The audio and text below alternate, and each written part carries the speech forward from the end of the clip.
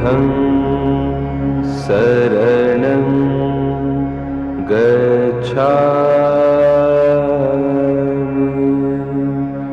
धम्मं शरणं गच्छामि संघं शरणं गच्छामि बुद्धं शरणं गच्छामि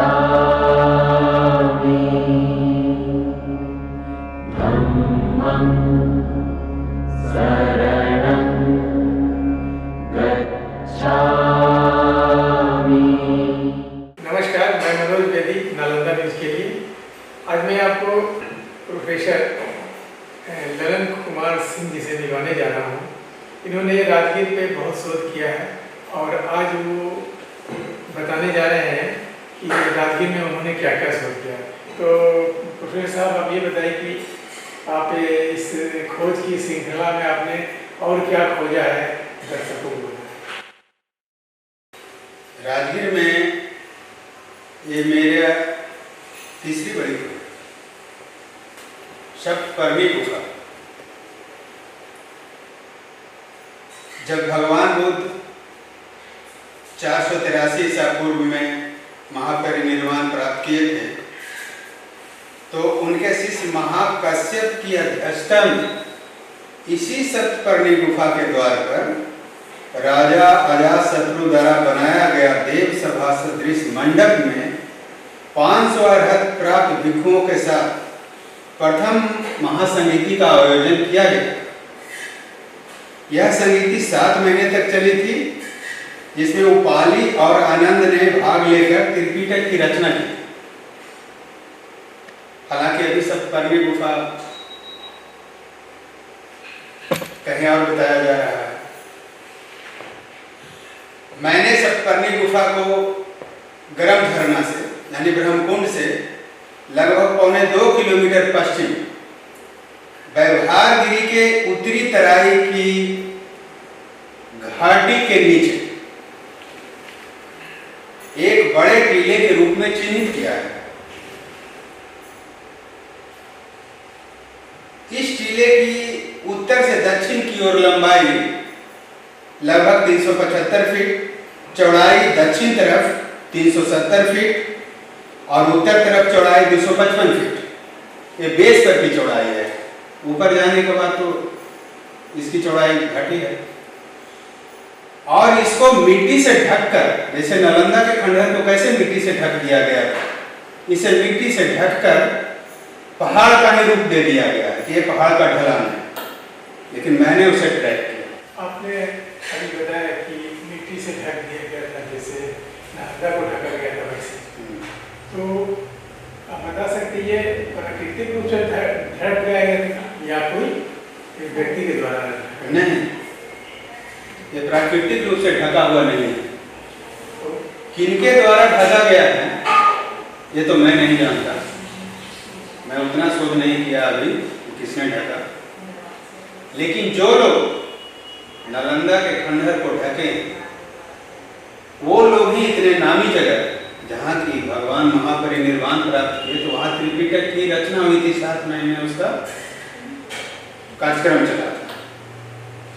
वो लोग ही इसे भी कहते हैं। इस टीले से जब इस टीले पे आप चढ़ेंगे और उसको सूक्ष्मता से निरीक्षण करेंगे तो वहां पता लगेगा कि इस टीले से एक रास्ता बीचों बीच से पूरब की ओर तथा एक रास्ता पश्चिम की ओर नीचे की ओर गई है, जो कि जीर्ण शीर्ण अवस्था में है। जो पूरब की ओर रास्ता गई है उसकी लंबाई लगभग 255 फीट है और जो पश्चिम की ओर रास्ता उतरी है वो लगभग 150 फीट है। पूरब वाले रास्ता की चौड़ाई 14-15 फीट और पश्चिम वाले रास्ता की चौड़ाई 10-12 फीट। हमें लगता है कि जब उसे ढका जा रहा था तो खड़ा चढ़ाई पे कोई मिट्टी का टोकरी लेकर ज्यादा नहीं चढ़ सकता, दूर से ही ट्रैक बनाया गया और उसी के अनुसार मिट्टी इस पे दोनों तरफ से भरा गया। गाइड्स ट्रेवल ऑफ फाहियान के पेज नंबर 52 में वर्णन है कि फाहियान ने पीपल गुहा से 5 या 6 ली पश्चिम में पहाड़ की उत्तरी भाग की छाया में प्रथम संगीतीय स्थान सप्तपर्णी गुफा को देखा था। फाहियान कह रहे हैं अपनी पुस्तक में, और मेरे द्वारा भी, फाहियान के द्वारा भी जो दूरी बताई गई वो सटीक बैठ रही है। मैं गर्भ झरना से, तो फाहियान ने पीपल गुफा से दूरी बताया और मैं गर्भ झरना से दूरी बता रहा हूं, दोनों का सेम मिल रहा है। विनय पीटक हिंदी अनुवाद पेज नंबर 396 का वर्णन अनुसार व्यवहार पर्वत के पार्श्व में, उसमें लिखा हुआ व्यवहार पश्चिम सप्तपर्णी गुफा। चीनी बौद्ध यात्री का एक बुक है, चीनी बौद्ध यात्रियों के यात्रा विवरण, उसके पेज नंबर 265 में लिखा है कि बेनुबन से 5-6 ली यानी 1 मील दक्षिण पश्चिम दक्षिणागिरी के उत्तर में एक विस्तृत बेनुबन में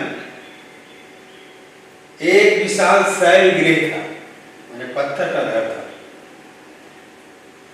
तथागत के परिणाम के उपरांत महाकश्यप और महाअघाओं ने इसमें त्रिपिटक का संकलन किया। उसके सामने एक बड़े भवन का क्षतिग्रस्त आधार था। तो ये भवन कौन था जो क्षतिग्रस्त हुआ था? तो उसमें लिखा हुआ है कि यह भवन राजा अजातशत्रु ने उन महाअघाओं के लिए बनवाया था जो त्रिपिटक संगायन के लिए उपस्थित हुए थे। और ये बातें वेन सन ने कही उस पुस्तक में। तो इस वर्णन में भी मेरा और वेन सन के द्वारा जो दूरी बताई गई है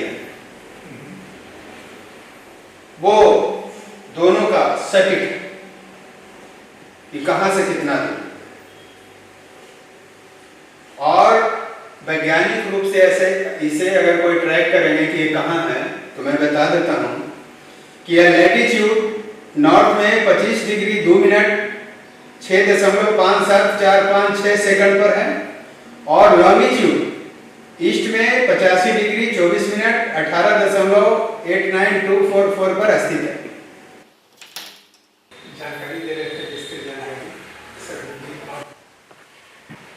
बाटर्स ने ऑन मान च्वांग ट्रेवल इन इंडिया जिल्द दूसरी पृष्ठ 159 से 160 पे वर्णन किए हैं कि वेन सन ने एक विशाल गुफा को बेनुबन से करीब 5 या 6 ली यानी 1 मील लगभग दक्षिण पश्चिम में दक्षिणागिरी के उत्तरी भाग में अवस्थित देखा था, जिसने उसे प्रथम संगीति का स्थान माना था। तिब्बती परंपरा में प्रथम संगीति की बैठक के स्थान को न्यायग्रोध गुहा भी कहा गया है। सप्तपर्णी गुहा भी कहते हैं और तिब्बती परंपरा में न्यायग्रोध गुहा भी कहते हैं। और फाहियान की भारत यात्रा पेज नंबर 60 में लिखा है कि पिपली गुफा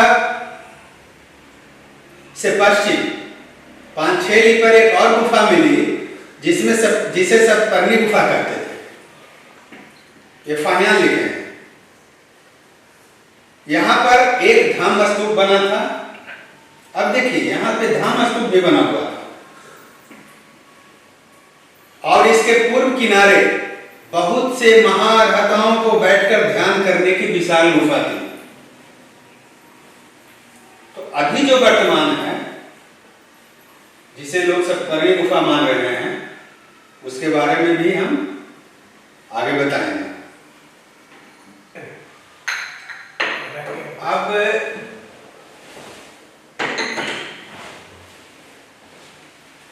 अभी जो वर्तमान में सप्तपर्णी गुफा बताई जा रही है वह वैभारगिरी पर्वत के ऊपर और जैन मंदिर जो सबसे ऊपर है वहां से 100 फीट मात्र नीचे वहां बताई जा रही है। वहां 2 गुफा हैं। तो उसमें न 500 मनुष्यों के रहने का स्थान, न उनके दिनचर्या के लिए जगह पानी की सुविधा। किसी भी पुस्तक में वैभारगिरी के ऊपर सप्तपर्णी गुफा का नाम भी नहीं दिया गया कि ये पहाड़ पे, ऐसा कुछ नहीं है। उतने 500 मनुष्य, 500 जो बौद्ध भिक्षु महारहत जो लोग उसमें भाग लिए थे महासंगीति में, वैसा तो गुफा है नहीं। इसका न उसके आगे उतना जगह है। इसका जिक्र कब किस किताब में हुआ है? 500 व्यक्तियों का और भिक्षुओं का रहने का। ये फाहियान का भी किताब में है, इत्सिंग के किताब में भी है और भेंसंग के किताब में भी है। वो भी अपनी यात्रा वृत्तांत में बताए हैं। और जहां सप्तपर्णी गुफा में महासंगीति होकर जो बुक निकला त्रिपिटक, उस ग्रंथ में भी लिखा हुआ है। उसके बाद जो श्रीलंका की जो बुक है महावंश, उसमें भी इस बात का उल्लेख। इसका मतलब अभी ये है कि अभी वर्तमान जो सप्तपर्णी गुफा है, हाँ, वो विवादित है, वहाँ पे सप्तपर्णी नहीं होगा। मैं तो नहीं कहूँगा, मैं क्यों कहूँ? न मैं उसे सप्तपर्णी गुफा मानता हूँ और न कहूँगा कि विवादित है। उस पचड़े में मुझे पढ़ना नहीं है। मुझे तो नई नई खोजें करना है और सही बात को धरातल पर लाना है। अच्छा, ऐसा नहीं कि पहले जो कह दिए वही हो गया। वैसे तो लॉर्ड टर्मिंगम भी 150 साल पहले उसे सप्तपर्णी गुफा नहीं माने थे, जो अभी सप्तपर्णी गुफा है। अच्छा, लेकिन उसने भी सोन भंडार को सप्तपर्णी गुफा बता दिया। अच्छा, उतने बड़े, उनके सामने तो हम लोग, उनके रोआ भर भी नहीं है लॉर्ड टर्मिंगम के आगे। लेकिन सप्तपर्णी गुफा का जो स्थान उसने इसको डिनाई किया कि नहीं, ये नहीं है। वो बता दिए स्वर्ण भंडार। लेकिन मुझे भी नहीं लगता है कि स्वर्ण भंडार ही सप्तपर्णी गुफा है। न दूरी मेल मिला, न दूरी इत्सिंग भेंसंग जो बताए, ये लोग से दूरी भी मेल नहीं खा रहा है। लेकिन मैंने जो बताया वो दूरी भी मेल खा रहा है। और उसको मैंने ट्रैक किया, उस पर चढ़ के देखा।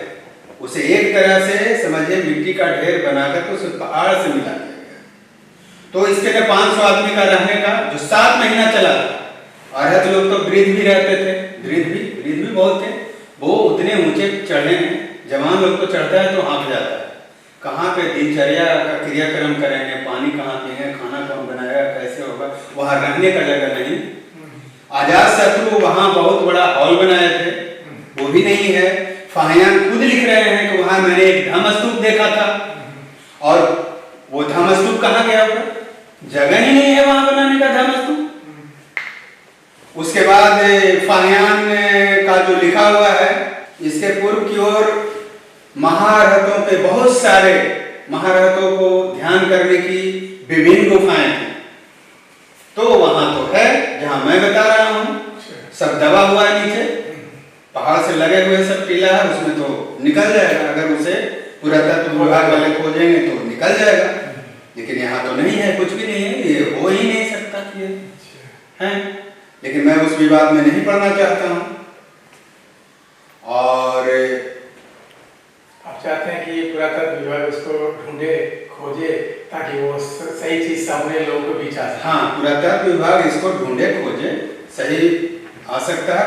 हाँ, एक चीज और मैं कहना चाहूंगा, ये धम्मस्तूप जरूर सम्राट अशोक ने बनवाए होंगे, क्योंकि ये बहुत महत्वपूर्ण बुद्ध के समय का, बुद्ध से संबंधित बहुत महत्वपूर्ण जगह है सप्तपर्णी गुफा। और वहां अशोक धम्मस्तूप नहीं बनाए, ये हो नहीं सकता। फाहियान जरूर अशोक का ही बनाया हुआ धम्मस्तूप देखे होंगे जो वो लिख रहे हैं। और हमें तो लगता है कि वहां शिलालेख भी होना चाहिए। छोटे हो बड़े हो, कुछ वहां शिलालेख भी मिलना चाहिए, क्योंकि राजगीर में एक शिलालेख ये यात्री लोग जो चीनी यात्री थे वो बोल रहे हैं कि मैंने देखा था, लेकिन कहां देखा वो नहीं लिख रहे। अब इस स्थल की जो जानकारी तो आपको कहाँ से किन पुस्तकों में?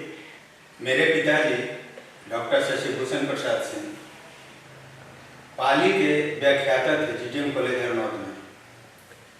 मैं उनकी किताब पढ़ा करता था, तो उसमें मुझे इंटरेस्ट जागा। फिर मैंने RPS college Harnaut, GDM college Harnaut और अपना जिस कॉलेज में मैं लेक्चरर हूँ उस कॉलेज के लाइब्रेरी से बहुत सारी पाली की पुस्तकें निकलवाई, उसे पढ़ा। फिर कलकत्ता से मैंने किताब लाया, उसे पढ़ा। दिल्ली और बनारस से किताब लाया, उसे पढ़ा। तो सारा का निचोड़, सारा पढ़ने के बाद हर एक लाइन को पढ़ा, हर एक चीज को समझा, तब मैं इस निष्कर्ष पर पहुंचा कि सतकर्णी गुफा यही है। या जिसके बारे में आप बता रहे हैं उसको सरकार किस नज़रिए से देखेगी, जो इन बातों को, इसके बारे में आप बताइए। आप क्या अपील करना चाहते हैं बिहार सरकार से या भारत सरकार से, किनसे आप क्या करना चाहते हैं? मैं माननीय मुख्यमंत्री जी से निवेदन करता हूं कि आपने राजगीर को पर्यटन के क्षेत्र में बहुत ऊपर तक पहुंचा दिया है। मेरे खोजे हुए बुद्धकालीन स्थलों को शीघ्रता से विकास कर, डेवलप कर, इसे पर्यटन के साथ जोड़ें, तो ये राजगीर फिर से राजगीर बन जाएगा। मैं भारत सरकार से भी निवेदन करता हूं, इसमें पढ़े लिखे बुद्धिजीवी लोग भी आगे आए और पुरातत्व विभाग से इसे शीघ्र मान्यता दिलवाने की कृपा करें। लेकिन ये सतकर्णी गुफा खोजने में मैं सबसे ज्यादा आभारी हूं लॉर्ड कर्निंघम साहब का, जिसने अभी वर्तमान में जो सतकर्णी गुफा है उसे वो नकार दिए थे। उसे वो नहीं मानते थे, तो मैंने भी हिम्मत किया और मैंने देखा कि फलाना जगह है और यही है सतकर्णी गुफा। तो मैं लॉर्ड कर्निंघम साहब को अपना बहुत बड़ा गुरु मानिए, या जो हमसे तो बहुत पहले 150 साल पहले की बात है, उनका मैं बहुत आभारी हूँ कि वो कम से कम इस सतकर्णी गुफा को नहीं माने और मैंने यहाँ बताया। इस खोज में आपके साथ कौन कौन लोग थे जिन्होंने आपका सहयोग मिला? इस खोज में मेरी पत्नी अर्जुना, बच्चे ऋषभ सिंह और रिद्धि और मेरा डॉन कुत्ता, ये सारे लोग, हम लोग उस टीले पर चढ़ जाते थे, घंटा घंटा भर रहते थे और आपस में डिस्कस करते थे, ये इधर ऐसे क्यों है, ये इधर देखिए, इधर गोल है, लगता है इधर धम्मस्तूप होगा, इधर ये है। और जब लोकल लोग कोई आते थे तो हम लोग चुप हो जाते थे कि हम लोग का कोई बात सुने नहीं और हल्ला न हो जाए कि ये लोग क्या बात कर रहे हैं, माने लीक न हो जाए। और उसके बाद वहां से घर आते थे तो घंटों हम लोग डिस्कस होता था। तो आप देख रहे थे प्रोफेसर ललन कुमार सिंह जी को, जिन्होंने सतकर्णी गुफा के बारे में बहुत सारे अच्छी अच्छी जानकारियाँ दी। वर्तमान में जो है सतकर्णी गुफा शायद वो गलत है, ऐसा इन्होंने खुलकर नहीं कहा है, लेकिन फिर भी इनके बातों से ऐसा लगता है कि ये वो गलत जगह पे हम लोग अभी तक देखते आ रहे हैं। तो इनकी जानकारी को सरकार भी देखेगी, पुरातत्व विभाग देखेगी और हम लोग को सही जानकारी देगी। इसके लिए मैं इनका तहे दिल से आभार व्यक्त करता हूँ कि उन्होंने नालंदा न्यूज़ में आकर इन्होंने इस बात को रखा। मैं मनोज कुमार बेदी, नालंदा न्यूज़ के लिए।